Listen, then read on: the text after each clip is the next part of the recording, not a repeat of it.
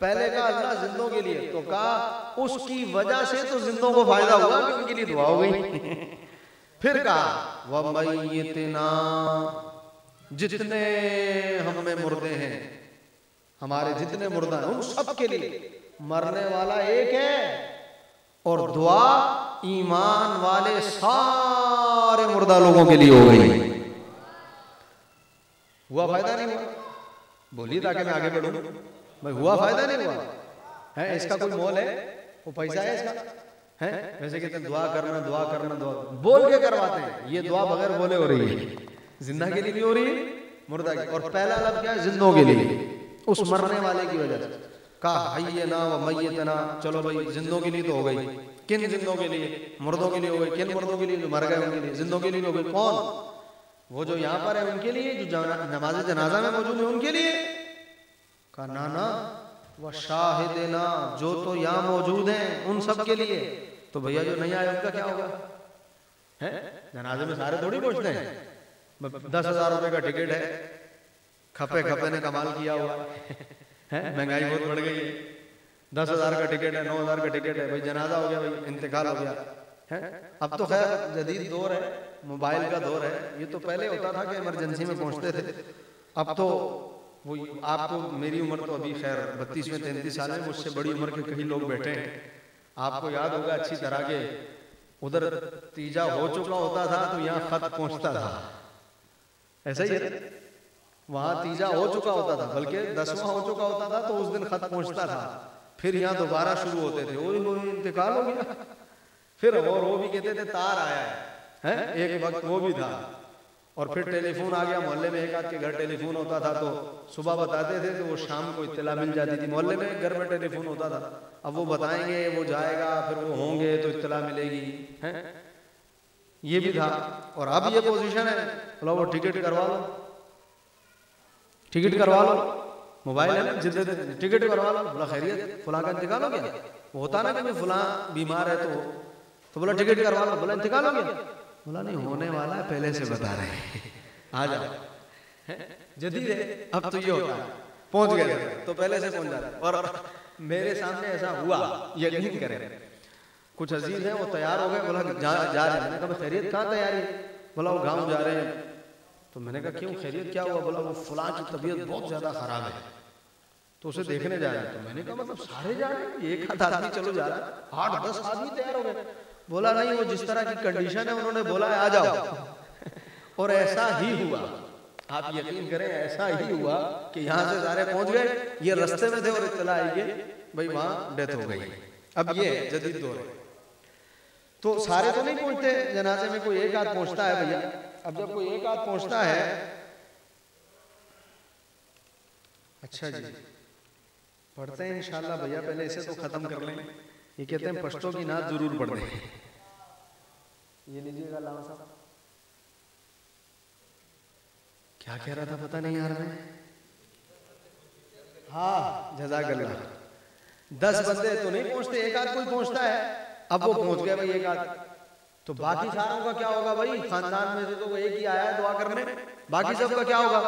तो फिर लफ्ज़ सुनिए, का शाहिदना, जो मौजूद हैं वो तो हैं ही हैं, तो जो नहीं आ सके उनका क्या होगा? कवाइबिना, अल्लाह जो हम में नहीं है उनकी भी मग़फ़िरत फरमा। नहीं, थोड़ा सा जोर से कहना पड़ेगा, जो नहीं है उनकी भी मग़फ़िरत फरमा। गौर कीजिए, चलो भाई जिंदों के लिए हो गई, मुर्दों के लिए हो गई, जो मौजूद है उनके लिए हो गई, जो नहीं मौजूद है उनके लिए हो गई। और आगे चलिए, कहते हैं मुर्दा से जिंदा को कोई फायदा नहीं। अरे कमाल है भैया, तुम्हारे अकीदे पर हम हैरान हैं, इतना बड़ा फायदा का या अल्लाह। अब मेरी उम्र मसलन 32 साल, 33 में मैं जा रहा हूं, तो मैं दुआ कर रहा हूं, गौर कीजिए, वस्सगीरना। अब मैं 33वें साल में हूं, तो अपने से नीचे सारों के लिए दुआ कर रहा हूं, अपने से नीचे जितने हम में छोटे हैं। अब आप में से कोई 60 साल का है तो अपने से नीचे सबके लिए दुआ कर रहा है, कोई 70 साल तक अपने, हर शख्स जो सीगा इस्तेमाल कर रहा है उसके नीचे वाले सबके लिए। तो चलो अपने से छोटों के लिए तो मैंने दुआ कर दी, अल्लाह हमारे छोटों की मग़फ़िरत कर। तो भैया हमसे बड़ों ने क्या कसूर किया है? भाई हमसे बड़ों ने क्या कसूर किया है? तो फिर फरमाया व कबीरना, अल्लाह हम में जो बड़े हैं उनकी मग़फ़िरत फरमा। अब आप गौर कर रहे हैं, फायदा है कि नहीं? जिंदों के लिए हो गई, मुर्दों के लिए हो गई, छोटों के लिए हो गई, बड़ों के लिए हो गई, जो मौजूद है उनके लिए हो गई, जो गायब है उनके लिए दुआ हो गई। अब सुने भाई, ये जितने जो मौजूद हैं, जो जिंदा हैं, जो मुर्दा हैं, जो गायब हैं, जो हाजिर हैं, कौन किन के लिए दुआ की है? मर्दों के लिए की है, औरतों के लिए की है? गौर कीजिए जरा, इतना बड़ा फायदा हो रहा है एक मरने वाले से। भाई किन के लिए दुआ की है भैया? ये जिंदों के लिए जो की है, मर्दों के लिए की है, औरतों के लिए, मुर्दों के लिए जो की है, जिंदों के लिए की, औरतों के लिए। तो आखिर में उसकी भी वजाहत कर दी, वज़क्करना, अल्लाह जो हम में मुज़क्कर हैं उनकी मग़फ़िरत फरमा। तो औरतों ने क्या कसूर किया है? कहा उनसाना, अल्लाह औरतों की भी मग़फ़िरत फरमा। अब ये बताइए कि ये मेरे मौलवी की बात है? बोलिए, है मेरे मौलवी की बात है? खुद बताइए, ये मैंने दुआ बनाई? बोले ना। अब बोलते हैं कि नहीं, अरे भैया कि तेरे मेरे मौलवी का चक्कर है। हदीस शरीफ के अल्फाज हैं जो दुआ के मैंने मसनून दुआ के जो आपके सामने पढ़े, ये दुआ हुजूर अलैहिस्सलाम की तरगीब फरमाई हुई है। तो तर्जमा क्या हुआ? इतनों को जो फायदा हो रहा है किसकी वजह से हो रहा है? वो जो एक मर गया उसकी वजह से। तो पता चला मरने वाले से जिंदा को, बल्कि सारी उम्मत को फायदा होता है उस एक मरने वाले की वजह से। यार अब मैं तो हदीस की मानूंगा भाई, मैं मुल्ला की तो मान नहीं सकता। मैं तो हदीस की मानूंगा, सरकार की बात मानूंगा। और सरकार की बात में मुझे ये पता चल गया कि मरने वाले से जिंदा को और जिंदा से मुर्दा को फायदा होता, तो मैं कैसे कहूं कि इशाले सवाब जायज नहीं है? मैं कैसे कहूं कि 11वीं जायज नहीं है? मैं कैसे कहूं कि 12वीं जायज नहीं है? अरे 11वीं, 12वीं, स्वयं, तीजा, 10वां और 40वां, इन सबका ताल्लुक दुआ से है। सबका ताल्लुक दुआ से, बगैर दुआ के कुछ नहीं है। और दुआ कुरान कहता है जायज है। अब जब इतनी बात हो गई ना, तो मामला तो बड़ी बारीकी में पहुंच गया, फंस गए।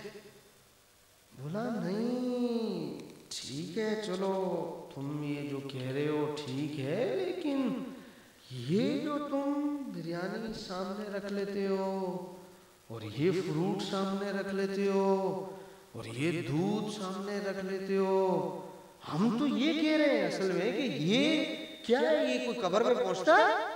ये तो तुम सब सामने रख लेते हो। अब माननी तो है नहीं, तो बढ़ाना तो है किससे को है? बढ़ता तो जाएगा। बोला हम तो इसके लिए कह रहे हैं जो तुम इतना कुछ सामने रख लेते हो ना, ये सब थोड़ी कब्र में पहुंचता है।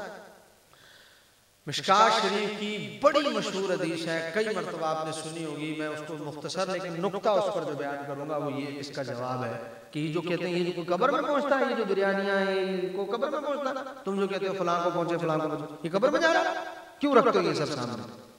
पहला जवाब तो उसका जो इल्मी जवाब और तनकीद का पहला जवाब तो ये कि याद रखिएगा, इसाले सवाब करने के मुतालिक किसी एक आलिम ने, हमारे आलिम तो बहुत दूर की बात है, किसी नात ख्वां ने भी अगर ये लिखा हो ना तो मुझे दिखा दे, मैं गर्दन देने को तैयार हूं जो ये साबित करे। एक नात ख्वां ने भी ये नहीं लिखा होगा कि फातिहा के लिए बिरयानी जब तक सामने ना रखी हो दुआ नहीं होती। किसी ने बता दो, हम मानने को तैयार है कि हाँ हमारी गलती। कोई बता दे कि भाई जब तक बिरयानी नहीं रखी होगी फातिहा जायज नहीं है। आलिम तो छोड़, एक नात ख्वां ने भी नहीं लिखा होगा ये है। तो पहला जवाब तो ये कि हम उसको फर्ज करार नहीं देते, वाजिब करार नहीं देते, सुन्नत करार नहीं देते कि भाई मुस्तहब है सामने। हमने उसे मुस्तहब कहा है कि रखो तो ठीक है, नहीं रखा तो कोई अर्ज नहीं, फातिहा हो जाएगी। पहला जवाब तो ये। अच्छा चलो सामने रख भी दिया, 11वीं का लंगर है सामने रखा हुआ है, रख भी दिया, तो भी जवाब सुनो। हजरत साद रज़ियल्लाहु अन्हु हुजूर की बारगाह में आए, कहा या रसूल अल्लाह कद मातत उम्मी अय्यु सदक़तु अफ़ज़ल, हुजूर मेरी वालिदा का इंतकाल हो गया, कौन सा सदका अफजल है? कि वो जिंदा होती तो जरूर मुझे सदके का हुक्म देती। फरमाया अलमा, पानी का सदका अफजल। फहफ़र बि'रन, उन्होंने कुआं खुदवा लिया अपनी वालिदा के लिए। सुभान अल्लाह, कुर्बान कुर्बान। हुजूर ने नहीं कहा कि बस क्या सदका करता है, मर गए, लैसा लिल इंसानि इल्ला मा सा, किस्सा खत्म, मर गई तेरी वालिदा, किस्सा खत्म हो गया, अब सदके का क्या फायदा? ना, ये मुल्ला का अकीदा है, हुजूर की तरबियत बड़ी जुदा है।